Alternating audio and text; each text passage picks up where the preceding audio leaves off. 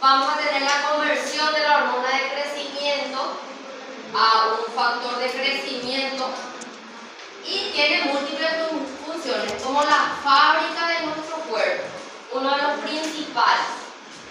También va a eliminar toxinas, va a metabolizar fármacos a través del parénquima del hígado. ¿Cómo está formado ese hígado?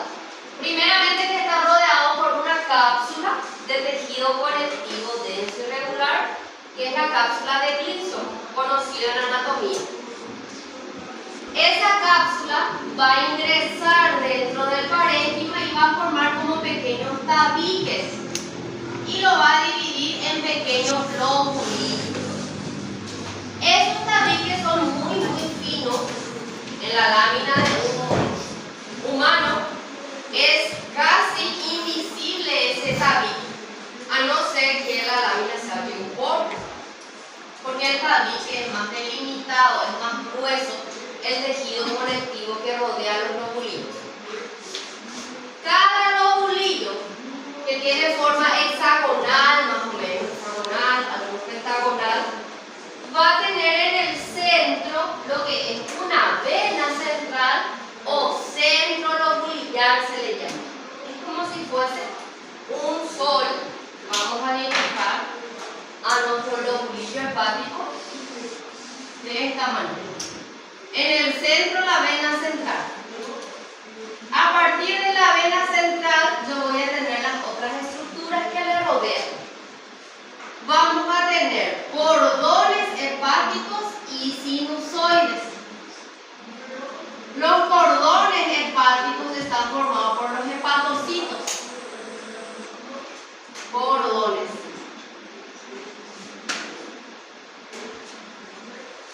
Por hepatocitos.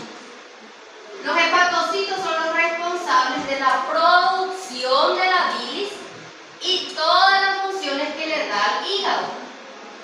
A través de la entrada dentro del citoplasma de la célula va a transformar también las hormonas que mencionamos y también va a eliminar los desechos a través de los sinusoides.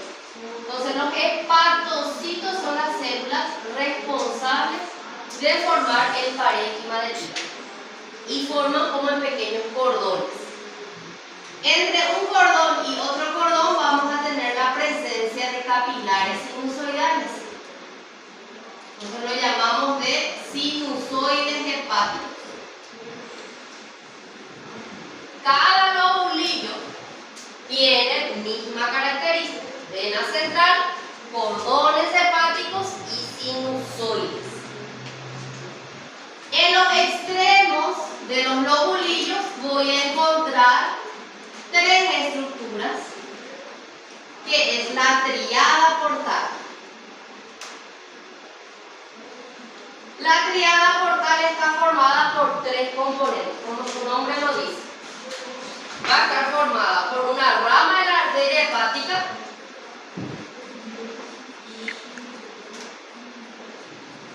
va a estar formada por un afluente de la vena porta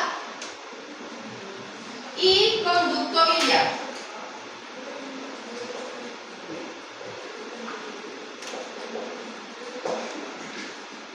Tres estructuras que se encuentran en un espacio denominado espacio periportal.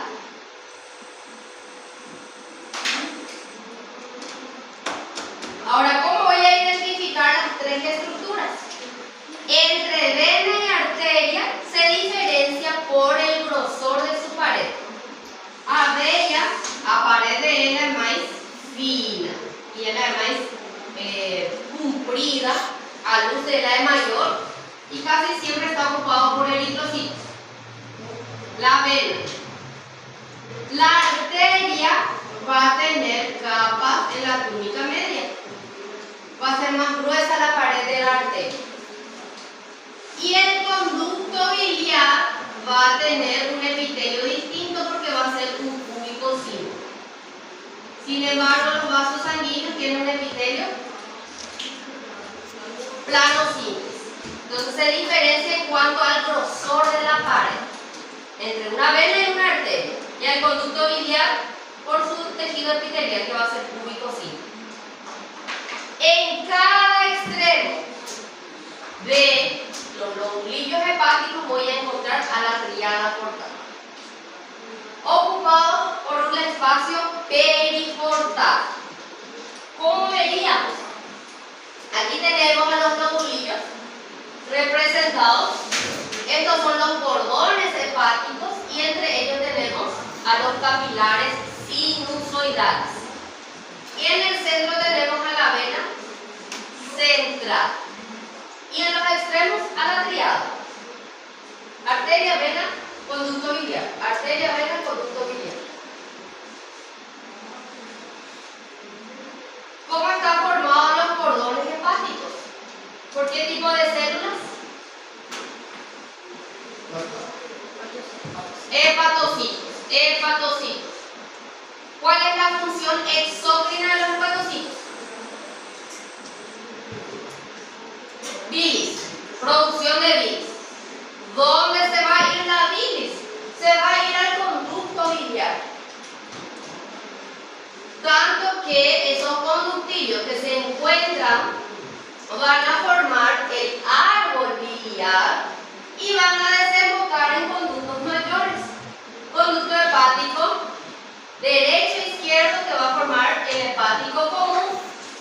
Después el cístico que desemboca en lo que es la vesícula. La vesícula es reservorio nada más, no es que produce la bilis. Y luego forman el conducto colédoco. Entonces todo lo que es producido acá, la bilis, sale por estos pequeños conductos y van cayendo en conductos mayores. ¿Hasta dónde tiene que llegar esa bilis? En el duodeno, la segunda porción del duodeno junto con el tubo pancreático, en la carúncula mayor. Entonces, la porción exócrina es la secreción de bilis. ¿Quiénes son los responsables de la producción de bilis? Los hepatocitos. Al microscopio, ¿cómo yo voy a observar? ¿Pueden desligar la luz, Celita? Vamos a observar a los cordones hepáticos y estos pequeños espacios en blanco representarían los sinusoides, porque son paredes de capilares y que pueden estar ocupados por eritrocitos. Y aquí tenemos a la tríada portal. Este va a ser la vena, como les dije, la luz va a ser mayor y está lleno de hemácias. Aquí tenemos una arteria donde la luz es más pequeña y la capa muscular es más gruesa. Y aquí tenemos el conducto biliar, cuyo epitelio es un cúbico simple. A esto lo llamo de tríada portal. Y el espacio que le rodea es el espacio periportal. Espacio periportal. De nuevo, vena, afluente de la vena porta, rama de la arteria hepática, conducto biliar. No es que solo una triada voy a encontrar, muchas triadas voy a encontrar porque son muchos lobulillos. Y aquí tenemos la lámina del hígado.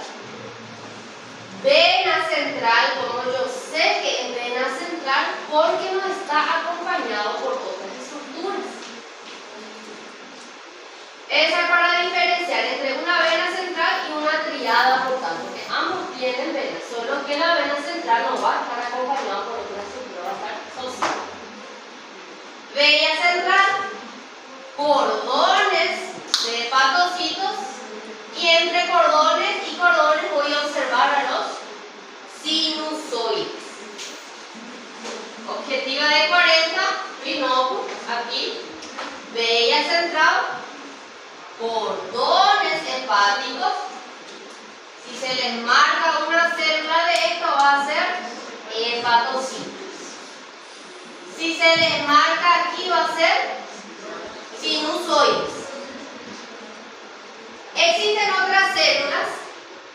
Entre el sinusoide y el cordón hepático hay como un pequeño espacio. Al microscopio óptico es más difícil de observar. Pero ese espacio se le llama espacio perisinusoidal, que para la teoría es importante. Allí se encuentran dos tipos de células. Las células de hito, que van a almacenar vitamina A.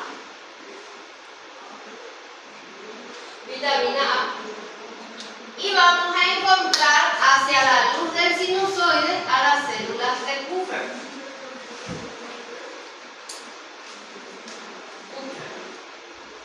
que son los macrófagos.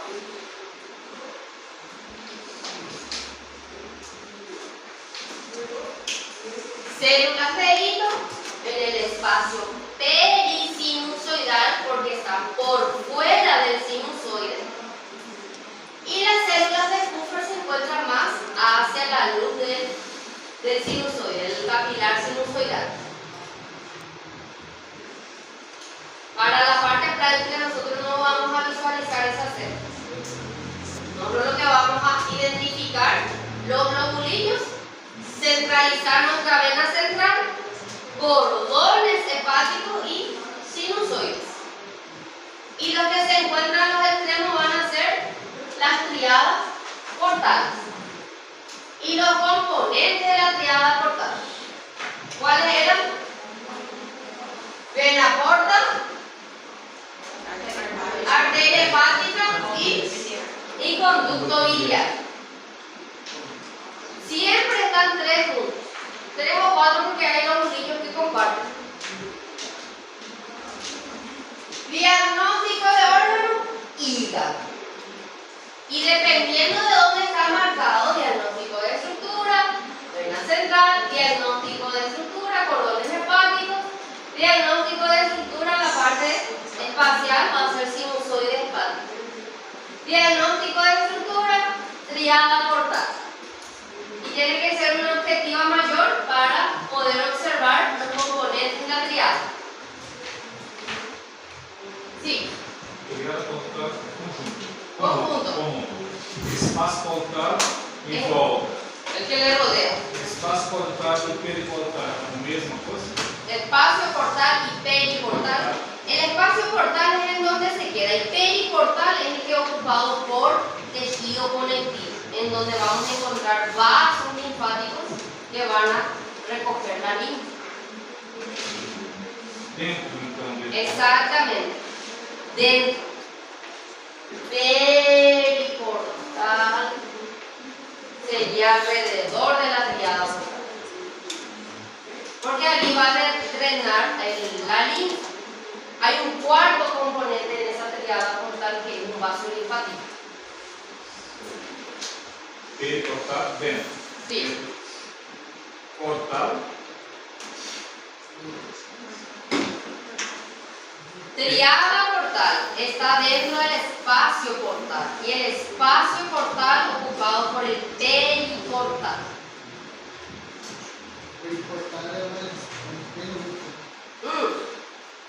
Periportal es alrededor de la triada. La periferia. Es casi lo mismo.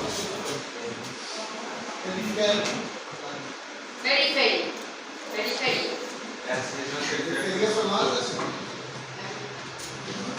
Para ustedes periferia creo que es otra cosa. Sí, mismo significado. Eso en cuanto a hígado. Hígado no tiene capas porque es un órgano macizo. Capas, vamos a hablar de capas cuando el órgano es hueco, como la vesícula. Vesícula biliar es un órgano reservorio y va a también modificar a lo que es la vesícula, la bilis, para secretar sales minerales y sales biliares, y se va a reabsorber agua y electrolitos a ese nivel. Entonces, un órgano hueco que tiene 3 capas Tiene una mucosa, una muscular y una serosa y adventicia. Adventicia va a tener en el sitio donde está unido al parénquima del hígado.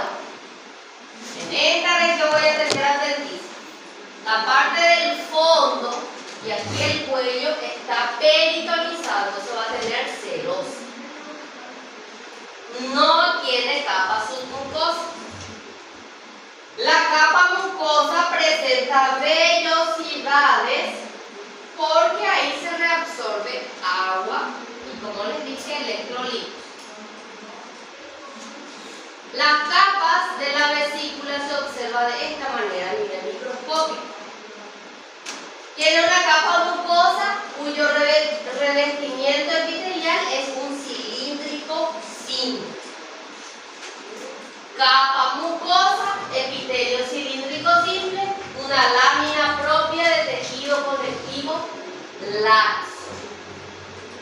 Y dentro de ese tejido conectivo voy a encontrar estas estructuras que son llamados senos. Senos de Rokitansky. Está escrito. Senos de Rokitansky-Ashoff. Es como el epitelio invagina dentro del tejido conectivo y formar pequeñas bollas. Sheyashiar não tem uma função específica. Elas ficam dentro da mucosa, pero cuando hay alguna patología obstructiva de la vesícula, aumenta de tamaño y cantidad y puede llegar hasta la capa muscular. Se dice que son signos patognomónicos de la vesícula. ¿Qué significa? Cuando hay patología obstructiva, obstrucción de las vías biliares, esa estructura empieza a crecer de tamaño y en cantidad y abarca la parte muscular de la vesícula. Ellas en su estado normal tienen los senos, presentan senos, pero en la lámina propia.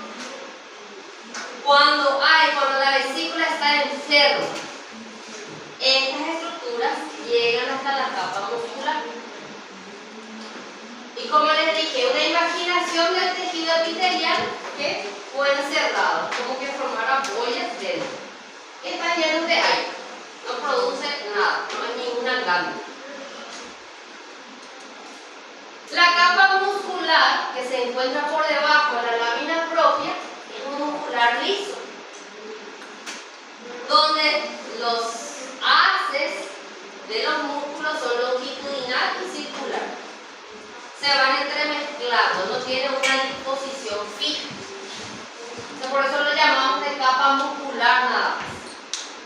Y la última capa va a ser la capa serosa o adventicia, ambas.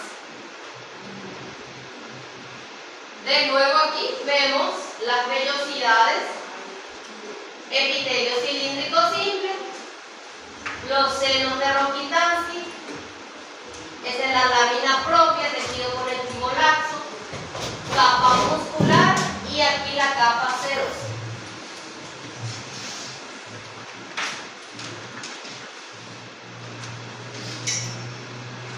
Función de la vesícula, almacenamiento de la bilis y secreción de sales biliares.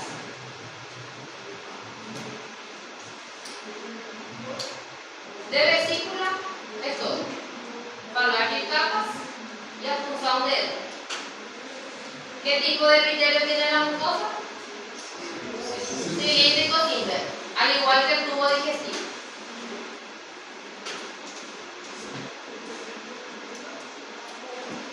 El páncreas, otra glándula mixta. ¿Por qué es mixta?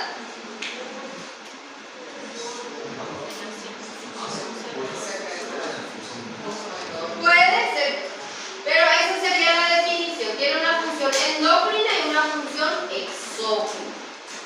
La función exócrina va a secretar el jugo pancreático, que va a ser liberado en la segunda porción del duodeno. Y la porción endocrina va a secretar hormonas como la insulina, glucagón, la somatostatina. Son producidas en un sector que son llamados islotes de Langerhans. Y la porción exócrina está formada por ácidos serosos, completamente serosos. Puede confundir con una parótida. Recuerden que la parótida es una glándula serosa. Solo que el páncreas va a tener estas estructuras que son los islotes. Otra imagen. Aquí. Los islotes, sí, formadas por células endócrinas. Alfa, beta, delta, PP, épsilon. Los principales son alfa, beta, delta. Y los otros son de tipo secundario. Cada una de ellas tiene su función. Ahora, identificar cuál es cuál es un poco difícil, a no ser que sea un microscopio electrónico. Para la parte práctica, para nosotros, el microscopio óptico es identificar las dos partes nada más. La porción exócrina, ácidos serosos, acorde de la más oscura, un núcleo de células más arredondada, y los islotes están entre la porción exócrina. Es como si fuese la pulpa blanca y la pulpa roja del vaso. La pulpa blanca era la parte oscura, ¿verdad?, del vaso, y la pulpa roja era la parte más clara.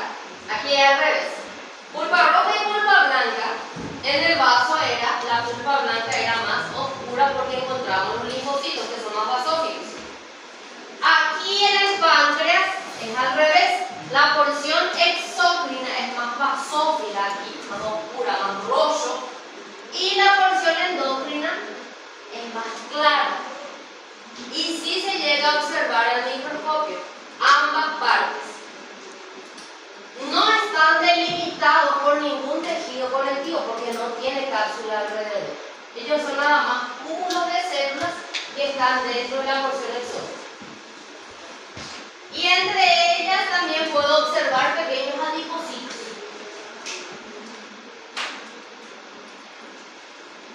Lo mismo aquí. Porción exócrina y aquí los islotes. Puedo encontrar varios islotes, no solo uno y otro, varios islotes. ¿Qué produce la parte endócrina? Insulina, glucagón, somatostatina, hormonas.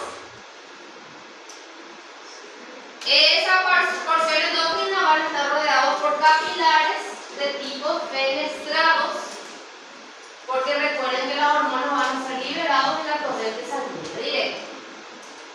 Ahora, la porción exócrina, ¿para dónde tiene que ir? ¿Para la sangre o hacia un conducto? Hacia un conducto. Entonces, vamos a clasificar a los conductos en tres porciones. Los conductos intercalares, conducto intraloculilar y después el conducto pancreático principal, que es la de Wilson. La intercalar es la primera porción del conducto que tiene un epitelio plano simple. Es como cortar una naranja y enfriar un canuto dentro. Es el conducto intercalar. El conducto intercalar termina en un conducto de mayor calibre, que ya va a variar su epitelio, que va a ser un cúbico simple, que es la intraloculillar. Esa intraloculillar luego termina en otro conducto que es interloculillar, que es un epitelio ya cilíndrico simple. La intercalar y la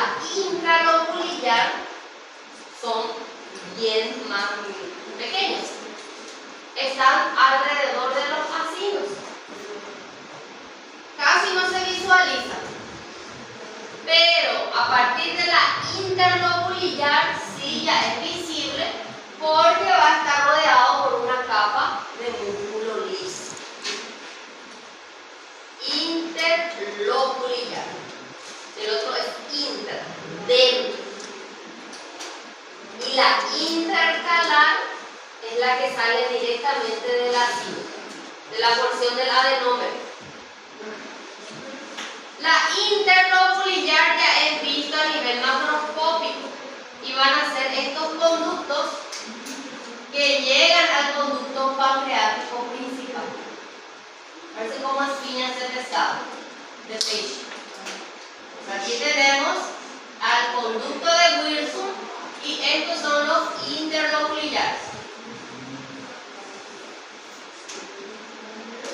Que ya es visto porque tiene capa muscular. Y las interlobulillares termina el conducto pancreático principal. El conducto pancreático principal ya va a tener un epitelio de tipo estratificado. Estratificado cúbico acilíndrico. ¿Por qué tengo toda la mayoría de tipo simple? En donde yo tenga epitelio simple significa que puede transforma el cubo pancreático, puede secretar o absorber sustancias. Cuando ya este tipo es certificado es nada más de conducción, ya no transforma. Lo que son vistos es la interlobulillar y en algunos casos se puede observar el conducto pancreático principal. La intercalar y interlobulillar es un poco más difícil de observar. Páncreas. Para páncreas, ¿qué tengo que ver? La porción exócrina, que es serosa. La porción endócrina, que está formada por agrupación de células, que es llamado islotes de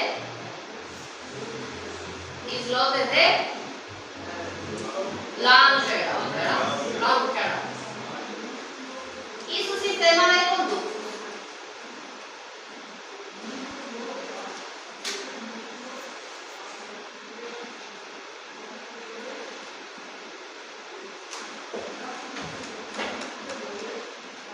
Diagnóstico de órgano, aquí. Hígado, ¿qué está señalado? Arteria central. Esta de aquí.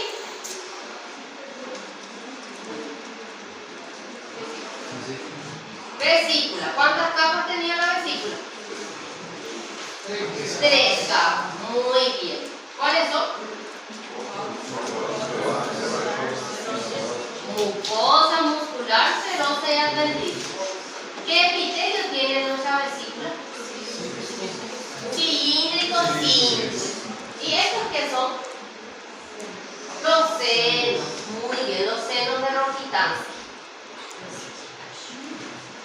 La Rokitansky Ashok.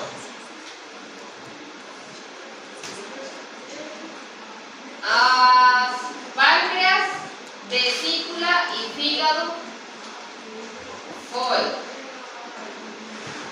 Ahora vamos a ver renal, sistema urinario.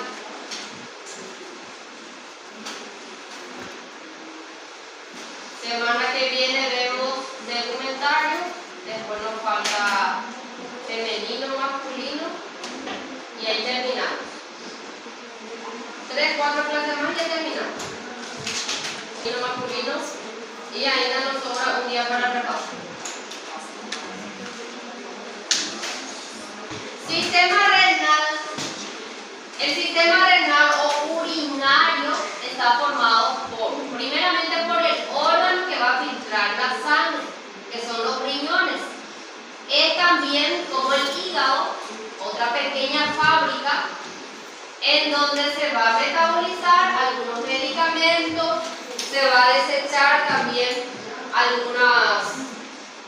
algunos desechos y justamente se va a filtrar, principal función, filtración de la sangre. A través de la filtración se produce la orina, ¿verdad? La orina producida en los riñones salen o se conducen a través de los uréteres, va hasta la vejiga y de la vejiga sale a través de la uretra. La uretra es diferente tanto en hombres como en mujeres. Eso vamos a estudiar en genitales. Hoy vamos a estudiar riñón, vejiga y uretra. Riñón es un órgano macizo, un órgano que va a estar rodeado por una cápsula y el parénquima va a estar dividido en una corteza y en una médula. Estas pirámides que se observan, las pirámides renales, representan a la médula de los riñones. Y la parte externa es la corteza. En el tejido vivo se ve que la corteza es más oscura porque se concentra mayormente la sangre de la corteza. En la médula es menos. Si yo corto por la mitad a los riñones, corte transversal, voy a observar de esta manera la parte cóncava, la parte central que va a ser la médula, y la parte externa, así se observa lo que sería la corteza. Y aquí voy a tener un cáliz menor, donde la orina va a desembocar, va a caer aquí. Después de los cálices menores voy a tener la unión a cálices mayores y ya luego se continúa con la pelvis y uretra. ¿Qué yo tengo que observar a nivel de tanto la corteza y en la médula? Voy a observar un pequeño aparato que es la que le va a dar la unidad funcional y estructural. Voy a observar a las nefronas. Las nefronas, que es la unidad estructural y funcional de los riñones. Es allí donde se va a filtrar la sangre y se va a producir la orina. Este pequeño aparato, formado por esta estructura redondeada y una serie de túbulos. A gente tem cerca de 2 millones de nefronas por cada riñón. Es bien pequeño y tenemos muchas nefronas.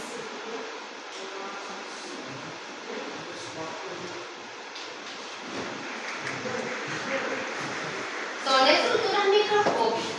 Yo a simple vista no voy a poder observar. Pero sí a nivel microscópico yo puedo observar la diferencia en cuanto a la coloración. ¿Cómo? No, óptico, se ve. Sí, se ve. Es lo que nosotros vamos a ver. Voy a las nefronas. Estas nefronas ocupan tanto la corteza, aquí tenemos parte de la corteza y aquí vamos a tener a la médula. En Anate ya vieron renal. Ya. Entonces, ¿cómo es? Las pirámides renales y las columnas de Malpighi, ¿verdad? ¿Cómo era?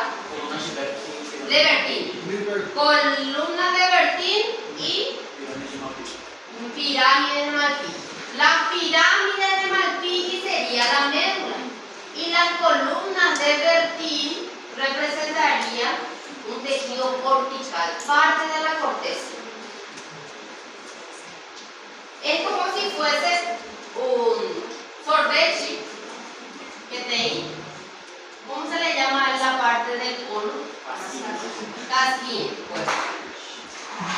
Entonces a casquilla va a ser a médula. Y un sorbeche que pica por encima va a desmollar aquí y va a caer. Entonces esta es la corteza. Corteza.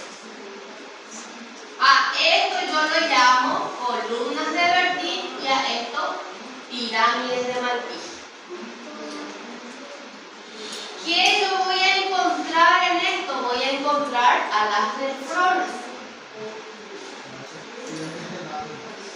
¿Cómo? Los pirámides renales, esa es la médula. Y están formados por estos pequeños conductos.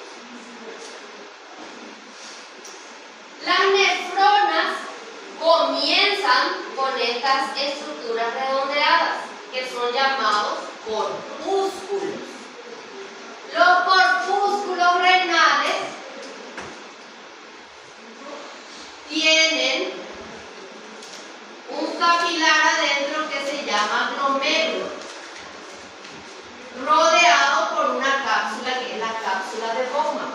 Toda esa estructura recibe el nombre de corpúsculo, corpúsculo renal. O que fica dentro de un corpúsculo que está pintado en rojo se le llama glomérulo.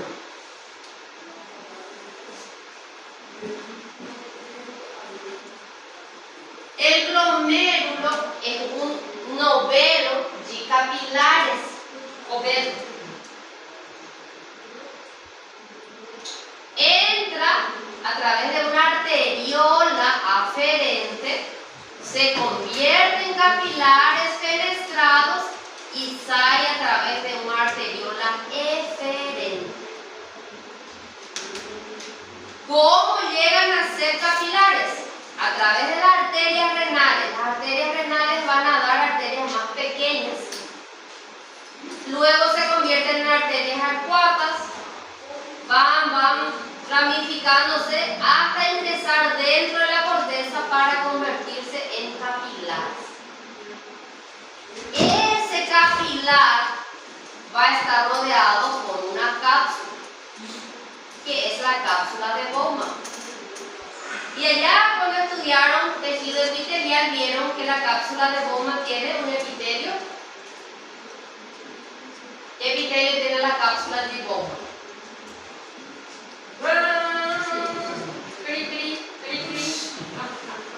Cápsula de Bowman. Ana Carolina Santos, ¿qué epitelio tiene?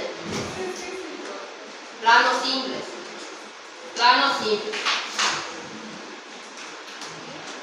Ok, esa cápsula tiene dos capas. Tiene una capa parietal y la capa parietal es la que tiene células epiteliales planas. Y la capa visceral va a estar formada por unas células, llamadas podocitos. Esos podocitos son las que abrazan a los capilares y funcionan como un coador.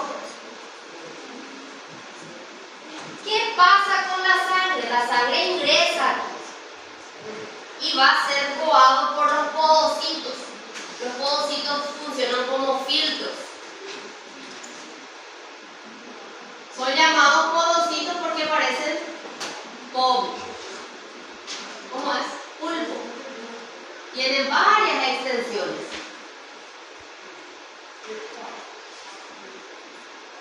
Todo lo que pasa por aquí se filtra y cae en este espacio.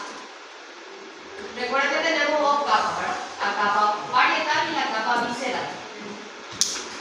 Entre ambas capas fica un espacio que se le llama espacio urinario.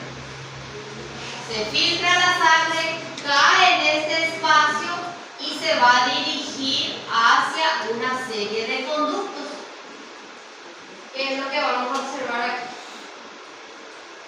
Y allí empiezan los túbulos. Entonces, esta es como la fábrica, es como el aparato de filtración. La sangre es la que tiene que ser filtrada. Entra la sangre a través de la arteriola aferente, recorre por los capilares y a medida que va pasando, estos podocitos van a filtrar. A primera orina, todo lo que no va a ser aprovechado cae en este espacio, que es la primera orina. Esa orina va a salir a través del conducto que se llama túbulo contorneado proximal. Proximal porque está próximo al conducto. Ese túbulo contorneado proximal se continúa con un túbulo recto, que se le llama también túbulo proximal.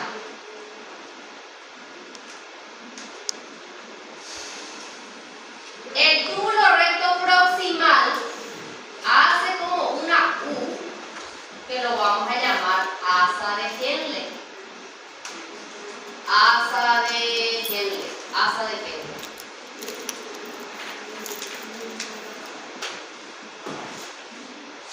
La asa de Henle asciende y va a formar al túbulo recto distal. Ahí voy a aumentar de tamaño. De nuevo. Corpúsculo, glomérulo, cápsula. Entre el glomérulo y la cápsula, el espacio urinario. Cae ahí la orina. La orina sale a través de los túbulos. Túbulo contorneado porque tiene forma serpenteante. Proximal. Túbulo contorneado se continúa con el túbulo recto proximal. Ese túbulo recto desciende hasta la médula y luego hace como una U porque tiene que botar la corteza.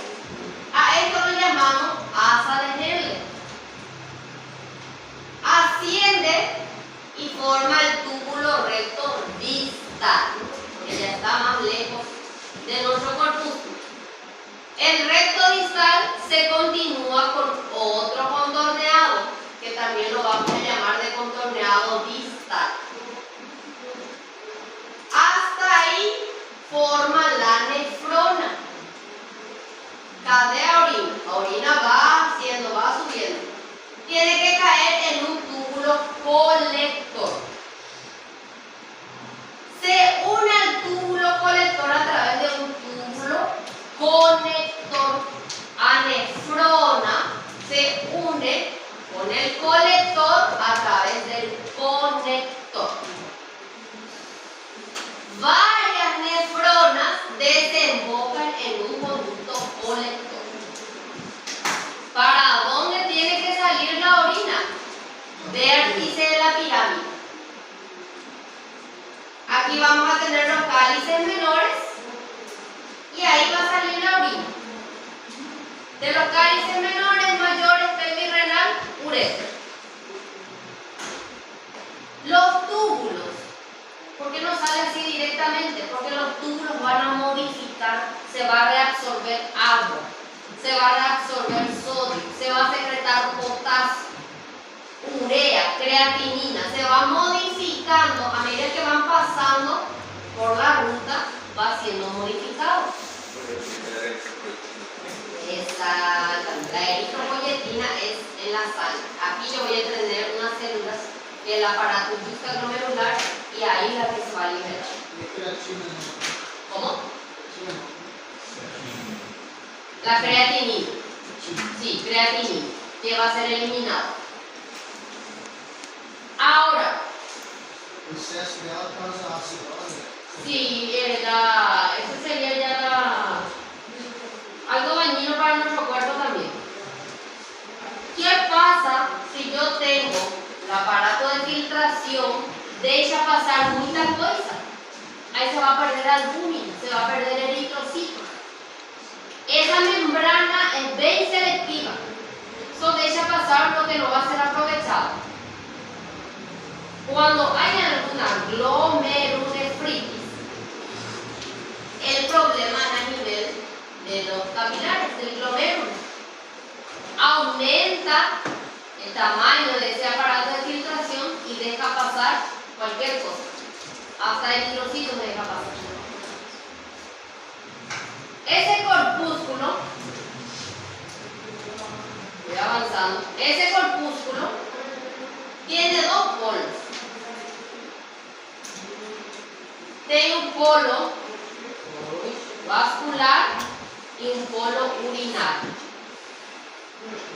Polo vascular en donde van a ingresar la arteriola y sale la arteriola diferente.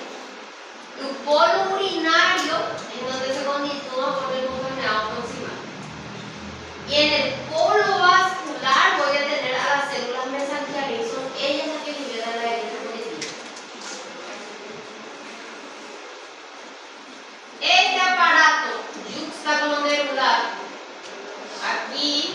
vamos a tener algunas células que van a regular la presión arterial. Aquí es que tenemos el sistema angiotensina-aldosterona, renina, angiotensina, aldosterona.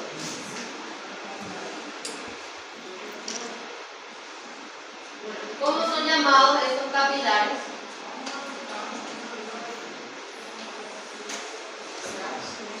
Sí, son de tipo fenestrado, pero ¿cómo lo llamamos? Glomérulos. Y aquí vamos observando que estos van a ser los podocitos. Los podocitos rodean nuevamente a los capilares. Y aquí en amarillo tenemos lo que es el espacio urinario. La orina cae, sale del conducto contorneado proximal. Ese conducto ya va a tener un epitelio que es un cúbico simple. Y no, corpúsculo es todo. Dentro glomérulo. ¿A esto cómo lo llamo? Un espacio urinario. Excelente. ¿Y aquí? La cápsula. Y estos son los túbulos contorneados, tanto proximal como distal. Esta estructura que yo les estaba mostrando es propia de la corteza. Yo no voy a observar dentro de la médula. Diagnóstico de órgano, riñón. ¿Qué porción del riñón? Corteza, porque yo estoy observando a los corpúsculos. La médula solo se ve conductos, túbulos, no de conductos. Diagnóstico de órgano, riñón. ¿Qué porción? Porción medular.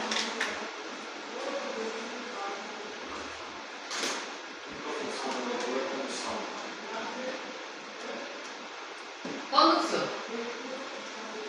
Van a ir modificando porque allí voy a encontrar las asas de hielo, voy a encontrar los túbulos proximales, distales y los colectores. Porque dependiendo del tamaño de la nefrona, existen tres tipos de nefronas: subcapsulares, que son las corticales, las justamedulares y las intermedias. Y dependiendo del tamaño de su asa de hielo va formando el diámetro.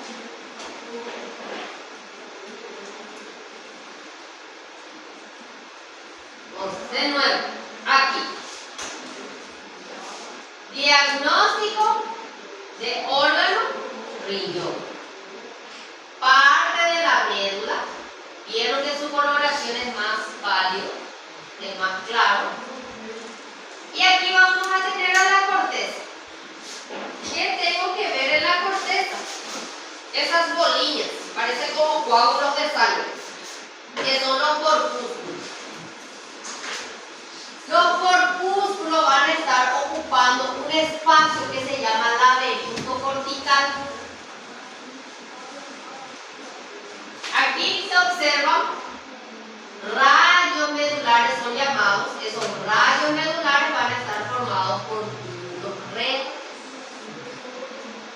Entre un rayo y otro rayo se observa laberinto, en un espacio ocupado por corpúsculos y túbulos contorneados, tanto distales como proximales.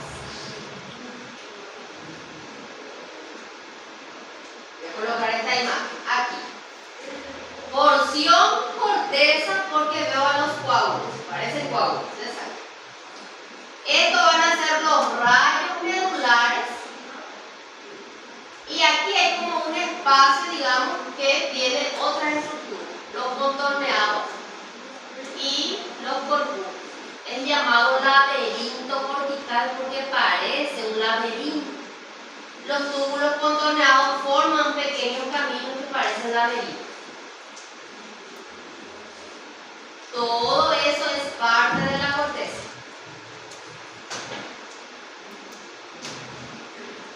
Aquí voy a señalar. ¿Este qué es?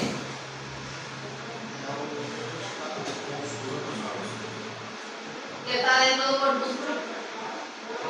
Glomérulo. Si yo encierro toda la estructura del corpúsculo, yo señalo aquí afuera? La cápsula. ¿Y el espacio? Espacio urinario. Si señalo aquí, rayos medulares. Ahora si abro con una llave aquí, laberinto. ¿Por qué tengo un laberinto? ¿Qué son estos? Los conductos, ¿qué tipo de túbulos? Los contorneados. Los contorneados. Distal y proximal. Sí tenés razón. Solo que hay también rectos. Aquí yo observo parte del laberinto, túbulos contorneados y los corpúsculos. Ahora, ¿hay características que distinguen cuál es proximal y cuál es distal? Yo me preguntaba, tampoco lo voy a decir.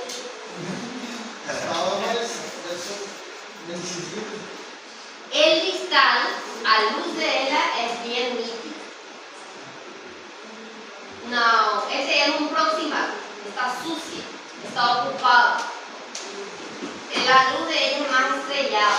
Sin embargo, el distal es más cúbico simple, se ve nítidamente el cúbico simple que le rodea.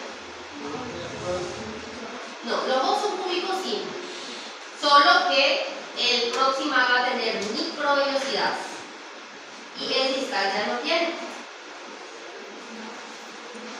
No le voy a cobrar esa parte, porque no me preguntan. Confunde, sí. Para identificarlo se le dice que es más sucia, está ocupado, su núcleo, o sea que el citoplasma es más claro, tiene más forma piramidal. Y la parte distal sí que es más limpia, más blanco, tiene más luz. Pero confunde. Aquí, por ejemplo, tenemos los colectores rectos distales. Se ve esto al microscopio, sí se va a ver bien. Así es que les voy a cobrar la parte de corpúsculos y de los túbulos contorneados y rectos, nada más. No les voy a pedir la diferencia entre proximal y distal. Ahora, sí diferenciar entre médula y corteza, que sí o sí es la que tienen que saber. Aquí, por ejemplo, tenemos a los contorneados proximales, proximales, proximales, proximales, y aquí tenemos un distal. Este más sucia por ahí, más forma estrellada por ahí, no está tan definida en su criterio. La distal sería esta de aquí. Todas tienen cúbico simple, solo que una es más fechada por ahí.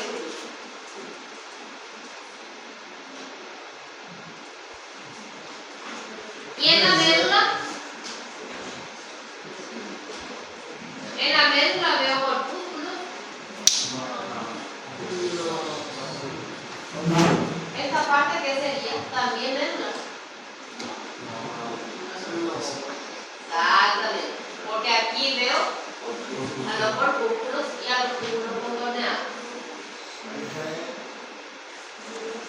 Esta es parte de la corteza.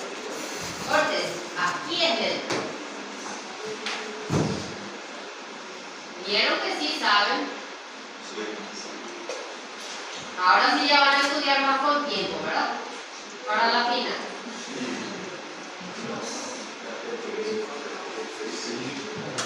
Ya van a mejorar su nota de P2.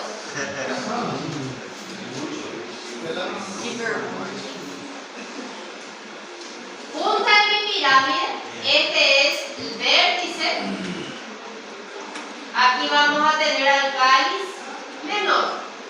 Aquí va a caer la orina. Estos son los conductos de los túbulos colectores. Los orificios donde va a desembocar la orina.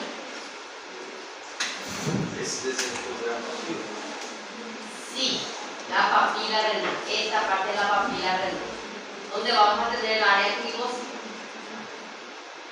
talle y por aquí, papila renal, cáliz menor.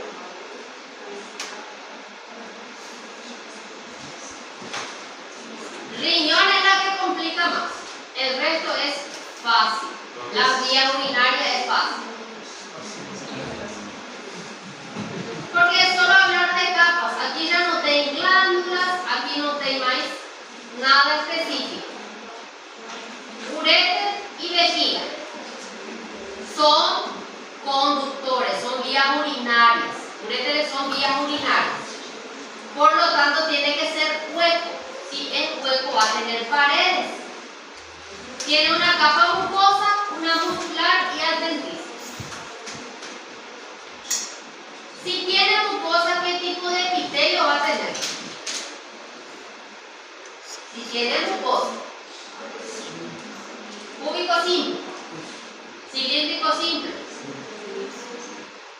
¿Qué epitelio? En las vías urinarias. Urotelio. Excelente, se olvidaron del urotelio. Es el único lugar donde vamos a encontrar urotelio. Que es de tipo estratificado, solo que la última capa tiene esa guardachupiña. Entonces, el epitelio, tanto del uréter como la vejiga, es un epitelio de transición o urotelio.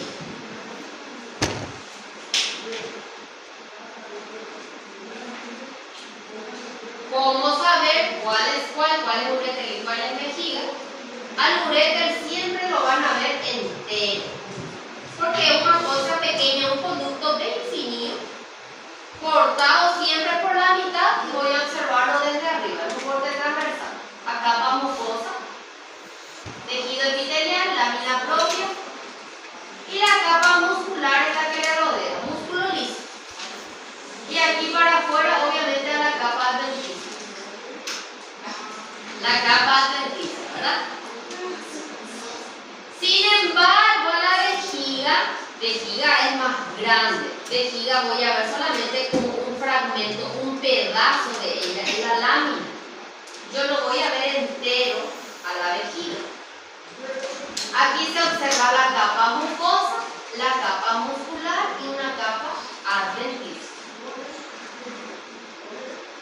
La capa de la vejiga son 3 capas. 2 longitudinales y una circular.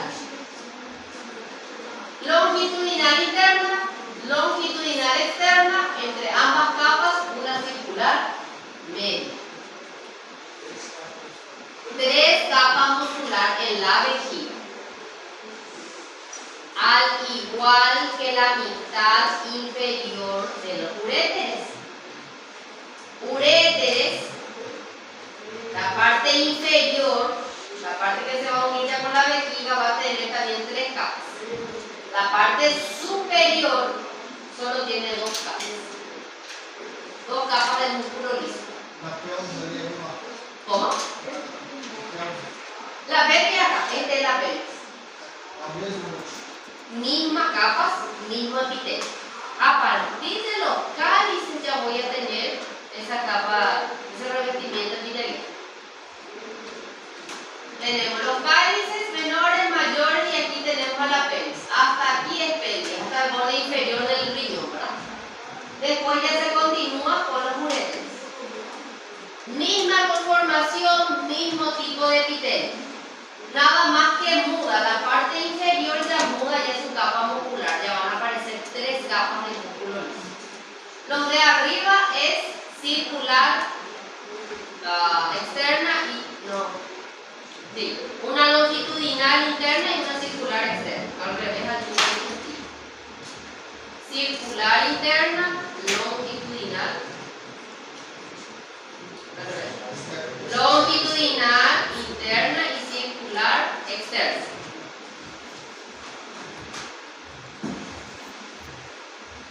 Sí, porque longitudinal tiene que ayudar que vaya avanzando la orina. La vejiga cuántas capas va a tener? 3 capas.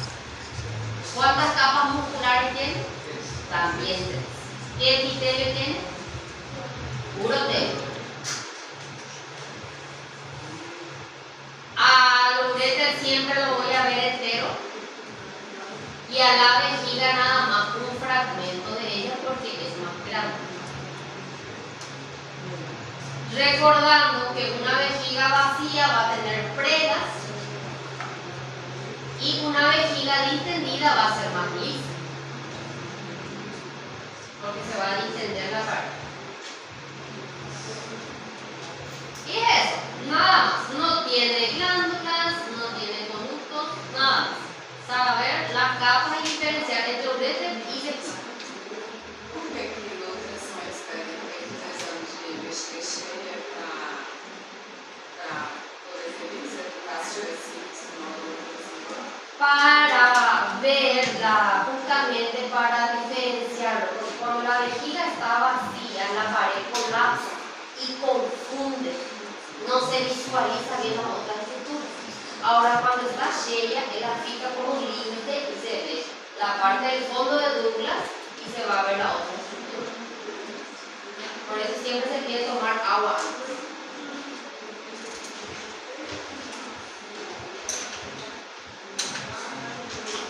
6 láminas